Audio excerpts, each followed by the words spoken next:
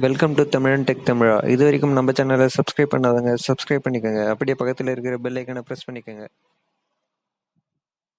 ALP CBT 2ல physics trade பற்றி தான் நம்ம வந்து பார்க்க போகிறோம். ஸோ நம்ம வந்து மேக்ஸ் ட்ரேட் பற்றி ஃபுல்லாக முடிச்சிட்டோம்.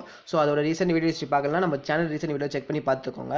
ஸோ நம்ம வந்து இந்த ஃபிசிக்ஸ் ட்ரேட்டில் வந்து கைனமெட்டிக்ஸ் பற்றி தான் இந்த வீடியோவில் பார்க்க போகிறோம். ஸோ கைனமெட்டிக்ஸ் என்னன்னா study of motion. So moving இருக்க ஒரு ஆப்ஜெக்ட் பற்றி நம்ம தெரிஞ்சுக்கிறது தான் வந்து கைனமெட்டிக்ஸ் அப்படின்னு சொல்லுவாங்க. ஸோ வாங்க வீடியோக்குள்ளே போயிடுவோம். ஸோ கைனமெட்டிக்ஸ் அப்படின்னு நம்ம சொல்லும் பொழுது மெயினாக வந்து டிஸ்டன்ஸ் அண்ட் டிஸ்பிளேஸ்மெண்ட் தான் வந்து வரும்.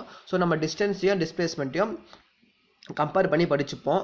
ஸோ இப்போ வந்து இது ஒரு மலை அப்படின்னு அசியூம் பண்ணிக்கோங்க. இந்த மேடை வந்து ஒரு மலையாக அசியூம் பண்ணிக்கோங்க. ஸோ இங்கே ஒரு கார் இருக்குதுன்னு வச்சுக்கோங்க. ஸோ நல்லா அசியூம் பண்ணிக்கோங்க, கார் இருக்குது. ஸோ இந்த கார் வந்து இந்த மேடை ஏறி இப்படி இறங்குதுன்னு வச்சுக்கலாம். ஸோ அந்த மேடை ஏறி இறங்கும் பொழுது அது வந்து ஒரு குறிப்பிட்ட டிஸ்டன்ஸ் போயிருக்கு, அதாவது 25 கிலோமீட்டர் வருது அப்படின்னு வச்சுப்போம். அப்படி இல்லாமல் அது வந்து இந்த பாயிண்ட் இருக்கு இல்லையா, A to B இருக்கு இல்லையா, அந்த பாயிண்ட்லேருந்து இந்த பாயிண்ட் போகும்பொழுது 10 கிலோமீட்டர் தான் இருக்குது. அதுவே அந்த பாயிண்ட்லேருந்து அந்த மேடேறி இறங்கும் போது 25 கிலோமீட்டர் இருக்குது. ஸோ இதில் வந்து டிஸ்டன்ஸ் அப்படின்றது என்னென்னா, நீங்கள் வந்து ட்ராவல் பண்ணிக்கிங்க இல்லையா, மேடேறி இறங்குறது தான் வந்து 25 கிலோமீட்டர், அதுதான் வந்து டிஸ்டன்ஸ் அப்படி சொல்லுவாங்க. ஸோ அப்படி இல்லாமல் ஸ்ட்ரெயிட் லைனில் மட்டுமே பார்க்குறது, இங்கேருந்து அவ்வளோ தூரம் இருக்குது, 10 கிலோமீட்டர் தான் இருக்குது அப்படின்னு சொல்லிட்டு ஸ்ட்ரெயிட் லைனில் பார்க்குறாங்க இல்லையா, அதுதான் வந்து டிஸ்பிளேஸ்மெண்ட் அப்படின்னு சொல்லுவாங்க. ஸோ இப்போ நம்ம வந்து ஒரு வண்டியில் வந்து ஒரு வெஹிக்கிள் எங்கன்னா கிளம்புனோம்னா நம்ம வந்து டிஸ்டன்ஸ் தான் மீன் பண்ணுவோம். ஏன்னா வந்து நம்ம வந்து ஸ்ட்ரெயிட் லைனாக போக மாட்டோம். ஸோ வளைஞ்சு நெளிஞ்சு போவோம், அதுதான் வந்து டிஸ்டன்ஸ் தான் சொல்லுவாங்க. ஸோ டிஸ்பிளேஸ்மெண்ட் சொல்கிறது இங்கேருந்து அங்கே இருக்கிறது வந்து ஒரு ஸ்ட்ரெயிட் லைனில் வந்து சொல்கிறது தான் வந்து டிஸ்பிளேஸ்மெண்ட். ஸோ நம்ம நெக்ஸ்ட் படிக்க போகிறது என்னென்னா ஸ்பீட் அண்ட் வெலாசிட்டி. அதே மாதிரி நம்ம ஸ்பீட் அண்ட் வெலாசிட்டியும் கம்பேர் பண்ணி படிச்சுப்போம். அதாவது ஸ்பீடுன்றது என்னென்னா, நீங்கள் போகிற டிஸ்டன்ஸ் இருக்கு இல்லையா, அந்த டிஸ்டன்ஸை வந்து டைமில் வந்து டிவைட் பண்ணி சொல்கிறது தான் வந்து ஸ்பீட் அப்படின்னு சொல்லுவாங்க.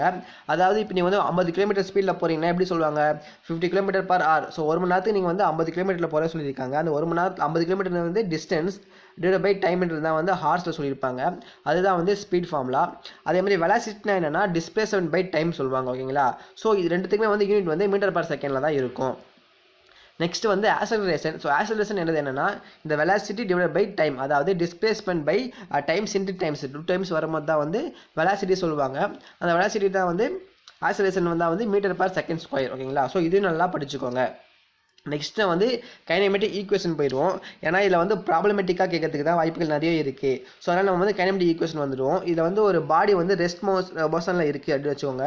ஸோ அப்போ நெக்ஸ்ட் ரெஸ்ட் மோஷனில் இருக்கும்போது வெலாசிட்டி வந்து 0வாக இருக்கும். ஓகேங்களா. ஸோ அது வந்து மூவிங்கில் இல்லாமல் ரெஸ்ட்டில் இருக்குது. ஸோ எதுவுமே பாதிக்காமல் நிலையாக இருக்குன்னு வச்சுக்கோங்க. அப்போ வந்து அதோட வெலாசிட்டி வந்து 0வாக இருக்கும். அதுவே வந்து வெலாசிட்டி வந்து எல்லா ஆப்ஜெக்ட்டுக்கும் வெலாசிட்டி வந்து கான்ஸ்டண்ட்டாக இருக்கும்போது ஆக்சலரேஷன் வந்து 0வாக இருக்கும். ஓகேங்களா. இது ரெண்டுத்தையும் வந்து ஞாபகம் வச்சுக்கோங்க. நெக்ஸ்ட் வந்து நம்ம வந்து ஸ்பீடை எஸ்ன்னு சொல்லுவோம், வெலாசிட்டி வின்னு எடுத்துக்கலாம், ஆக்சலரேஷனை ஏன்னு எடுத்துப்போம், டிஸ்டன்ஸ் இல்லை டிஸ்பிளேஸ்மெண்ட் வந்து டின்னு எடுத்துப்போம், டைமை வந்து டீன்னு எடுத்துப்போம். ஓகேங்களா. இது ரொம்ப சிம்பிளாக புரியுறதுக்காக நான் எஸ்வி அதாவது எஸ் ஸ்பீடுக்கு எஸ் வெலாசிட்டிக்கு வி அப்படின்னு எடுத்திருக்கேன். ஓகேங்களா. நெக்ஸ்ட் வந்து ஃபார்முலா வந்துடுவோம். ஸோ ஃபார்முலா வந்து 2 ஸ்பீடு ஃபார்முலா படிக்கிற மாதிரி ஒரு டிஸ்டன்ஸ் ஃபார்முலா படிக்கிற மாதிரி ஞாபகம் வச்சுக்கோங்க. ஸோ ஸ்பீடு ஃபார்முலா என்னன்னா டிஸ்டன்ஸ் பை டைம். அதாவது நீங்கள் 50 கிலோமீட்டர் ஸ்பீடில் போகிறீங்க எப்படி சொல்வீங்க, 50 kilometre per second per hours, ஒரு மணி நேரம். ஸோ டைம் கீழே வரும் அப்படின்னா டிஸ்டன்ஸ் பை டைம். இது வந்து கரெக்டாக முடிஞ்சிச்சா. நெக்ஸ்ட் வந்து அதை வந்து இன்னொரு மாதிரியே சொல்லலாம், ஸ்பீடை velocity plus acceleration into time. ஓகேங்களா. ஸோ V + AT அப்படின்னு சொல்லலாம். ஸோ ஸ்பீடுக்கு 2 ஃபார்முலா படிச்சாச்சு.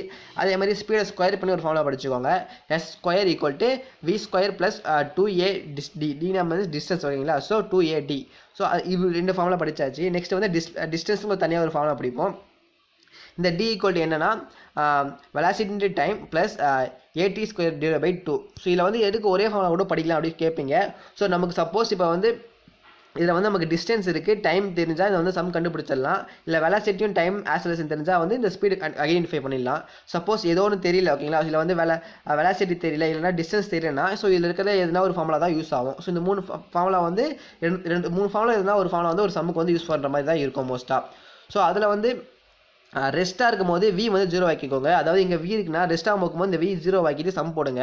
அதே மாதிரி கான்ஸ்டண்ட்டாக இருக்கும்போது ஆக்சலரேஷன் A = 0. இந்த ஆக்சலரேஷன் வந்து A = 0. ஓகேங்களா. கான்ஸ்டன்ட் இருக்கும்போது A = 0 சொல்லிட்டு சம் போடணும். ஓகேங்களா. ஸோ அப்போ வந்து ஆக்சலரேஷன் 0 ஆயிடுச்சா, இங்கே வந்து D = VT அப்படின்னு முடிஞ்சிடும், சப்போஸ் கான்ஸ்டண்ட்டாக இருக்கும்போது. நெக்ஸ்ட் வந்து மோஸ்ட்டாக கேட்குறது என்னன்னா ஆக்சலரேஷன் என்ன டிஸ்அலரேஷன் என்னன்னு சொல்லுவாங்க. இப்போ ஒரு வண்டியில் போகிறீங்க இல்லையா, ஸோ அந்த வண்டியில் போகும்பொழுது அதை மூவிங் பாயிண்ட் தான் வந்து ஆக்சலரேஷன் சொல்லுவாங்க. ஸோ அதே பாத்தில் போகிறது. சப்போஸ் வண்டியை ரிவர்ஸில் அடிக்கிறீங்கன்னா அதுதான் வந்து டிஸ்அலரேஷன் அப்படின்னு சொல்லுவாங்க. ஸோ இந்த டிஸ்அலரேஷனை வந்து ரிட்டர்ன் ரேஷன் அப்படின்னும் சொல்லலாம். மோஸ்ட்டாக கேட்குற 1 மார்க் என்னன்னா இதுதான் கேட்பாங்க. அதாவது ஸ்பீடு சேஞ்ச் பண்ணும்போது வெலாசிட்டி சேஞ்ச் ஆகுமா அப்படின்னு கேட்பாங்க. நீங்கள் வந்து ஸ்பீடு சேஞ்ச் பண்ணும்போது வெலாசிட்டி கண்டிப்பாக வந்து சேஞ்ச் ஆகுங்களா. So velocity also change. So இது வந்து படிச்சுக்கோங்க. ஸோ இதோட இந்த வீடியோ முடிச்சுக்கிறேன். ஸோ அகைன் நீங்கள் வந்து ஃபார்முலா மட்டும் தான் இல்லை மெயினாக கேட்பாங்க. ஸோ இது வந்து ப்ராப்ளமேட்டிக்காக கேட்பாங்க. ஸோ நான் வந்து பேசிக்காக எல்லாத்தையும் சொல்லிட்டேன். ஸோ இந்த வீடியோ உங்களுக்கு யூஸ்ஃபுல்லாக இருந்துச்சுன்னா லைக் பண்ணுங்கள், ஷேர் பண்ணுங்கள், சப்ஸ்கிரைப் பண்ணுங்கள். தேங்க்யூ ஃபார் வாட்சிங்.